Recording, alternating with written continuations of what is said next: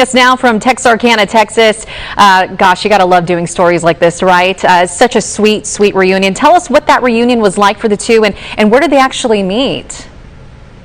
Yeah, good morning. First off, just a wonderful, awesome story about a mother-daughter who reconnected after 50 years. That's a long time to be separated from someone. But they connected through Facebook. But before that, they had been searching through public records and online, Ancestry.com, and just different websites. They had no luck.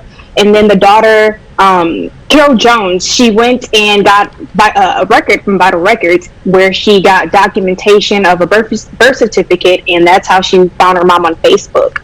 Right. And did she go to her house? Like, where did they meet up, and how did that reunion go?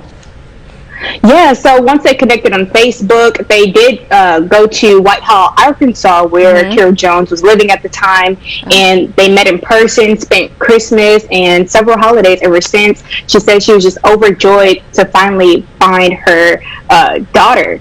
You know, it's been 50 years. She hadn't seen her daughter since she gave birth at the age of 15. So. Oh, that's got to be special to celebrate the holidays with, you know, your family, especially after 50 years. You haven't seen each other. But Carol does have two sisters, it appears. Has she met them yet?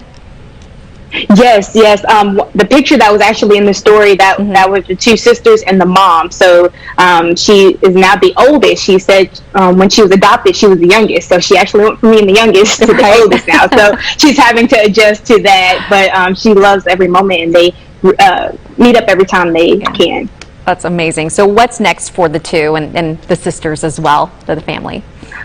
One thing that the mom, Opal Davis, mentioned is that they don't want to focus on the time that they lost. They want to focus on the future and the moments that they have now. So they're just learning each other, because that is a huge gap of time. So they're, just getting acclimated and spending more time together so they can rebuild and strengthen that relationship. Yeah, that's a great way to look at it, Sydney. Thanks so much for bringing us that sweet story out of Texarkana, Texas.